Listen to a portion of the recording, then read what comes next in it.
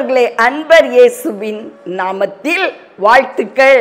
நியாயாதிபதிகளின் புத்தகம் 6ஆம் அதிகாரம் 17வது வசனம். என்னோட பேசுகிறவர் தேவரீர்தான் என்று எனக்கு ஒரு அடையாளத்தை காட்ட வேண்டும். யார் சொன்னா? தேவனிடத்துல கிதியோன் தேவனாகிய கர்த்தரிடத்துல சொல்றார், என்னோடு பேசுகிறவர் தேவரீர்தான் என்பதற்கு எனக்கு ஒரு அடையாளத்தை காட்ட வேண்டும். பாருங்க, ஜெபத்துல பல வகைகள் இருக்குது. ஒவ்வொருவரும் ஒவ்வொரு விதமா ஜெபிக்கிறோம் இல்லையா? கிதியோன் ரொம்ப ஞானத்தோடு ரொம்ப தெளிவாய் ஜெபிக்கிறார். பாருங்கள், தேவனே என்னோடு பேசுகிறவர் நீர்தான் என்று நான் அறிந்து கொள்ளும்படி எனக்கு ஒரு அடையாளத்தை காண்பிக்க வேண்டும்.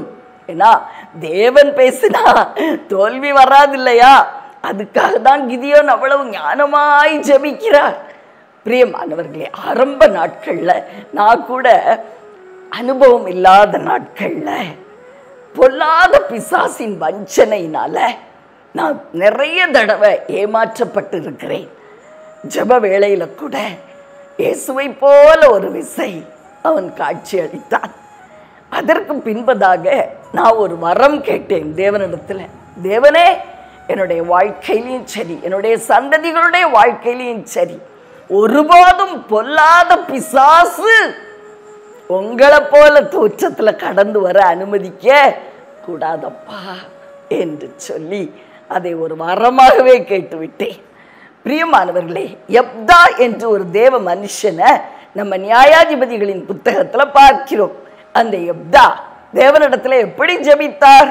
ஞானமில்லாத ஒரு ஜெபத்தை செய்து விட்டார். பாருங்கள், யெப்தா தேவனிடத்தில் சொல்லுகிறார், நான் அம்மோன் புத்திரரை முறியடித்து திரும்பி வரும் பொழுது என் வீட்டு வாசற்படி நின்று எனக்கு எதிர்கொண்டு வருவது எதுவோ அதை நான் உமக்கு தகன பலியாய் கொடுத்து விடுவேன். பிரியமானவர்களே, எதிர்கொண்டு வந்தது யாரு? யெப்தாவுடைய நேச குமாரத்தி, ஒரே குமாரத்தி. அவளை பலியிட வேண்டிய அவசியமாயிற்று. பிரியமானவர்களே, ஞானம் இல்லாம அவசரப்பட்டு ஜெபிக்க கூடாது. பிரியமானவர்களே, இந்த நாட்கள்ல நானும் கூட ஞானமாய் ஜெபிக்க கற்றுக்கொண்டேன். கடந்த நாட்கள்ல ஒரு சகோதரன் சொன்னார், அம்மா உங்க முன்னாடி ஒரு ஆசீர்வாதத்தை பார்க்கிறேன் அப்படின்னு சொல்லி.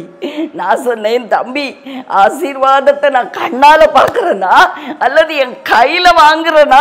நீங்க எப்படி தரிசனம் கண்டீர்கள் என்று கேட்டேன். அவர் சிரித்தே விட்டார். அவர் சொன்னார், சரியான கேள்விதான் அம்மா, உங்க கையில வாங்குறது தான் மெய்யான தரிசனம். அதை பார்க்கிற வரைக்கும் விடக்கூடாது. ஆமென். அப்படியாய் நாம் தெளிவாய் ஜெபித்து பதில்களை பெற்றுக்கொள்ள கற்றுக்கொள்ள வேண்டும். பிரியமானவர்களே, ஒரு சிலர் சொல்லுவாங்க, நான் ஃப்ளைட்டை பார்க்குறேன். நீ ஃப்ளைட்டில் ஒருவேளை எப்போ போறியோ தெரியாது.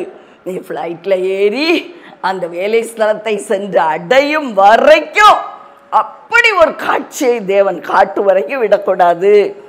ஒரு சகோதரி சொன்னார்கள், நான் என்னுடைய அறையிலே பழங்களாய் பார்த்தேன். நான் கேட்டேன், அம்மா அந்த பழத்தை பார்த்தியா, எடுத்து சாப்பிட்டியா? பிரியமானவர்களே, அதை எடுத்து சாப்பிட்றதுதான் ஆசீர்வாதம். கையில வாங்கிடணும். தேவன் என்ன கொடுத்தாலும் அதை கையில பெற்றுக்கொள்ளும் வரைக்கும் விடக்கூடாது. அவரிடத்தில் பலவிதமான அடையாளங்களை கூட கேட்டு பெற்றுக்கொள்ளலாம். தேவன் நமக்கு பதிலளிக்க உண்மை உள்ளவராகவே இருக்கிறார். பிரியமானவர்களே, ஆதல உங்களுக்காக ஜெபிக்கட்டுமா? அன்பின் பரலோக தகப்பனே, அருமையான எங்கள் நல்ல ரட்சகரே, ஆவியான அன்பு தெய்வமே, ஒரு விஷயம் எங்க மத்தியில கடந்து வாங்க ராஜா. உங்க மகிமையான பிரசனம் எங்க மத்தியிலே இறங்கட்டும் ஐயா.